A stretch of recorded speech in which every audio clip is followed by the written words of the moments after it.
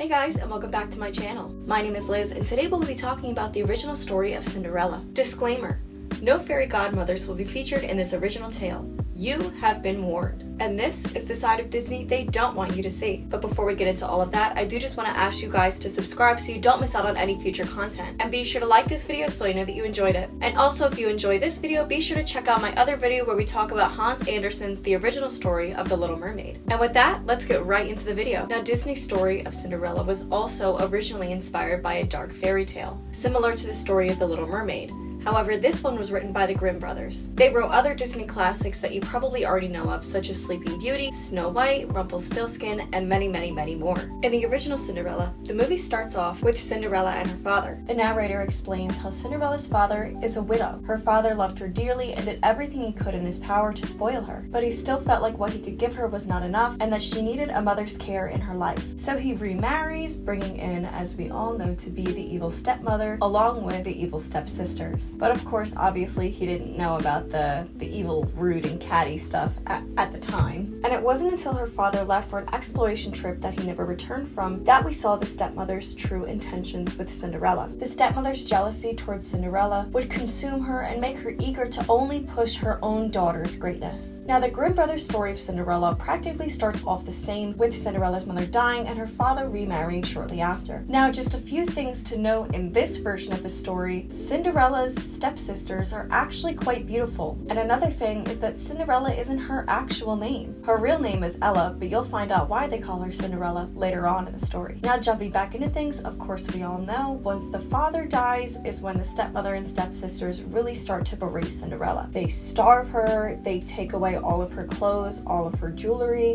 and they even take away all of the furniture in her room. So in order to stay warm, she sleeps by the fireplace almost every night, leaving her to constantly look dusty and dirty. And this, my friends, is how she earned the nickname Cinderella, because she would always have to sleep near and constantly be drenched in the embers of the fire. When her father was leaving for his trip, he asked all three daughters what gifts they wanted from his trip. Now, the two stepsisters wanted nothing but jewelry, dresses, and anything glamorous and bougie. But Cinderella's request was a little bit more particular. She asked for the first branch to brush her father's shoulder on his trip. Now, obviously, her father doesn't come back from the trip, but she's still given the twig that brushed his shoulder. And she uses the same twig to bury in her garden, which ends up sprouting a huge tree next to her mother's grave. And she will now go on to visit this grave and the tree multiple times a day, every single day. And soon enough, the tree grows big enough to where all sorts of little critters start to move in, which is where the birds come in. And the birds in this original story are very similar to how the mice play a role in the actual Disney's Cinderella. She takes care of them, and in return, they take care of her, and they bring her all sorts of goodies. And as we all know in the original story, there's a knock at the door. Cinderella answers, she opens the invitation, and it is inviting her stepsisters and herself to the ball. So she interrupts the stepsisters' little concert, they can't sing, to share with them the news that they've all been invited to the ball to possibly marry the prince. And her stepsisters literally point and laugh at the idea that Cinderella could go and be with somebody like the prince. And Cinderella claps back just a little bit, reminding everybody in the room that it was a royal command that every single eligible lady must go to the ball. And her mother says there's no reason she can't find for her to not go. Yeah, right. And she says she can go only if she gets all of her work done. And Cinderella also agrees that if she's able to get everything done on her list, then she will be able to go to the ball with the rest of them. Now, in the Grimm story, Cinderella agrees to the same terms. However, her stepmother plans on sabotaging her just a little bit more than in the movie. She ends up throwing a bowl of lentils into the fireplace and says that she has to clean up every single one in under 2 hours in order for her to go to the ball. Now, this is when the birds come in and Cinderella calls for their help, and they swoop in and help her pick them all up in under 30 minutes. Her stepmother is obviously peeved that her evil plan didn't work, and so she doubles down and this time throws 2 bowls of lentils into the fireplace. Cinderella yet again calls for the birds to help, and this time they get it all done in under 90 minutes. But to Ella's disappointment and somehow surprise, her stepmother still does not want her to go to the ball and tells her she cannot go. I really don't know how she didn't see that one coming. Now in the movie, obviously things go a little bit differently after this. Now not only did her stepmother say that she has to get all of her chores done, but she also included the fact that she had to find something decent to wear. And Cinderella finds her mother's old dress. And its pink and white colors of elegance make it the perfect dress for this occasion.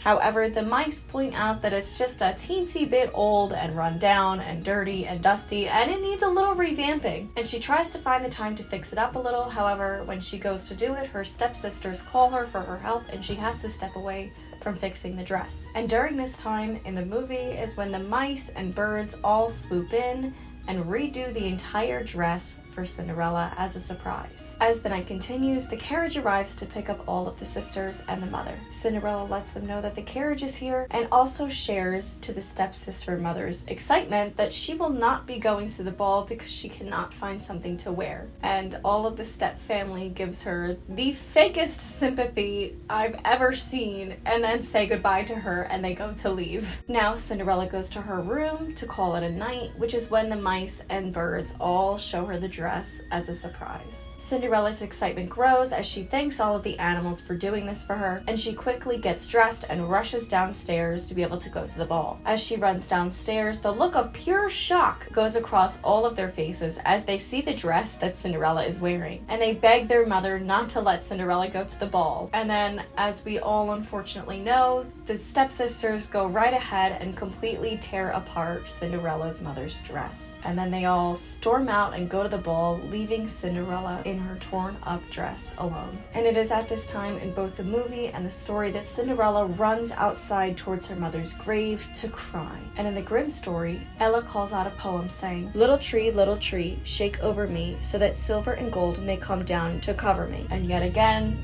birds to the rescue! And they bring her a beautiful, beautiful gown that was embroidered in silver and gold, along with a pair of shoes. The story never specifies exactly where the birds got this dress, but I'm pretty sure they took it. I'm pretty sure they swooped in and stole that dress off somebody's clothesline. But Cinderella cleans herself off, throws the new dress on, and off she goes to the ball, looking completely unrecognizable. Now in the movie during this part, we obviously get something slightly more magical. Cinderella runs outside to her mother's grave, she's sobbing, and all of the animals come around her, basically watching in shock after what just took place. As she repeats over and over again, "I can't believe there is nothing left to believe in." And that, my friends, is when the fairy godmother appears. And she explains that if she really truly lost faith, that she couldn't be there. And she picks Cinderella up and obviously explains you can't go to the ball looking like trash. And then she says we have to hurry because even miracles take a little bit of time. She brings out that lucky magic wand, and it is now that she begins to transform everything around her. Pumpkins into carriages, mice into horses, horses into coachmen, dogs into footmen, rags into ball gowns, and even the famous glass slippers. And then fairy godmother rushes her off as she is gone, going to the ball. And of course, as we all know, as soon as Cinderella gets to the ball, she is instantly the center of attention. Everyone is instantly captivated by her beauty, and the prince instantly takes a liking to her as they begin to dance the night away. But the stepmother specifically becomes a little suspicious, but the two lovebirds will just continue dancing on the night. But before Cinderella even realizes it, the clock strikes midnight, and she runs out of the castle as she doesn't want the prince to see her true state, leaving behind her glass slipper. And as she makes her way back home, everything begins to turn back as it was. However, the only thing that stays the same is the glass slipper, which gives her one more thing to hold on to remember that night. Now, as the first night in the Grimm brothers story goes, is practically the same as what I just told you. The prince dances the night away with her as he is totally in love with her. But it is then when the prince wants to escort her home, she shies away from him as she still wants to protect her identity. God forbid her stepmother finds out that she went to the ball anyway. So the only thing she could think to do was run away as fast as she could. So homegirl ran all the way back to her house, but he followed her the whole way. He followed her. So she literally dives and ducks behind some bushes in her backyard. And Prince completely loses track of her and just gives up and decides to call it a night. And night 2 of the story pretty much goes exactly as the first one did.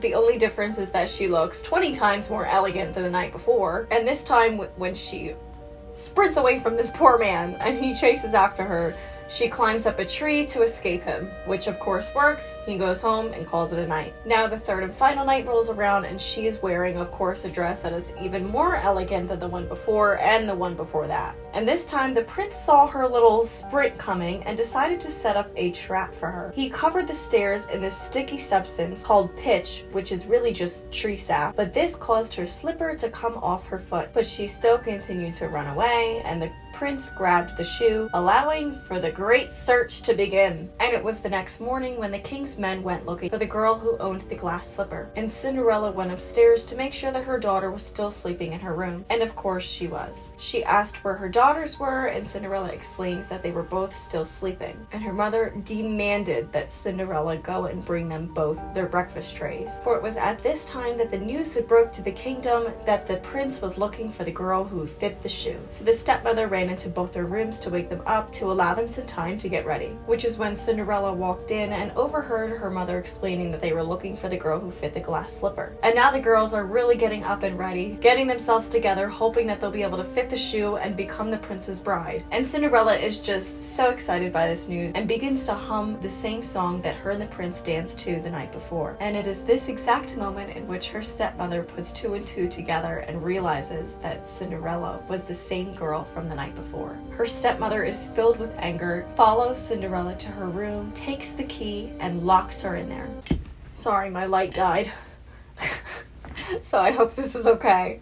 But anyway, the Duke arrives at their house with a glass slipper at last, and the girls all rush downstairs to greet him, and the stepmother introduces her 2 daughters, and the Duke of course reads out the royal proclamation. While this is all going on, the mice slip into the stepmother's pocket, taking back the key to unlock Cinderella's room, and both stepsisters claim that the slipper is theirs, and it obviously literally doesn't fit either of them, as their feet shown in the movie are like 3 times the size of this little teeny tiny glass slipper. But of course, while the second sister is trying on the glass slipper is when the mice finally get the key under the door and Cinderella is able to escape her room. And she makes her way downstairs just in time, as the Duke was literally halfway out the door. And he allows her to try on the slipper. However, he was so captivated in his excitement that he slipped and dropped the shoe, shattering it on the floor. But that's all okay, because if you guys remember, she still kept the other glass slipper as it didn't go back to normal. And everyone instantly knew that she was the one, obviously because she had the other slipper. And she goes on to marry the prince, and they all live out their happily ever after. However, in this Grimm's story...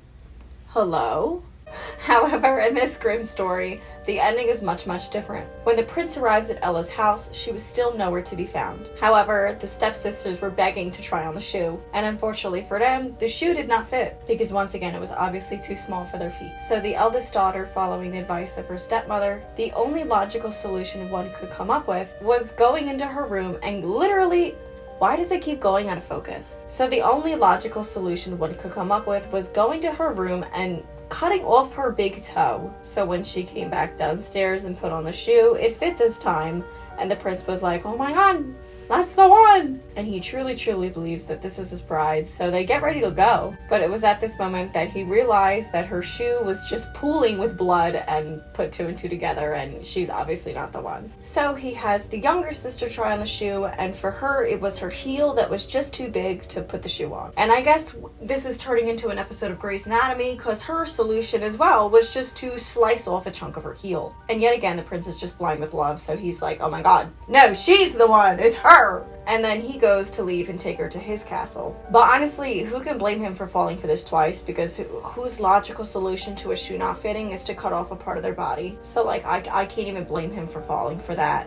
But yet again, the shoe starts pooling with blood, and he realizes that she also is still not the one. And he demanded to know if there were any other women in the house. And this is when her mother brings out Ella, explaining that she's just the kitchen girl, and nothing more than just that. However, the prince had her try on the slipper, and of course it fits perfectly. And then she leaves with the prince to go get her happy ending. But sadly for the step family, their story isn't over just yet. The family ends up going to Ella's wedding, probably to get on her good side, because she's now the queen of the entire kingdom. But The birds stuck by Ella's side the entire time and were not having it at the fact that they were there at the wedding. So they flew down and pecked their eyeballs out until they were blind, and leaving them blind for the rest of their lives. And they all lived happily ever after.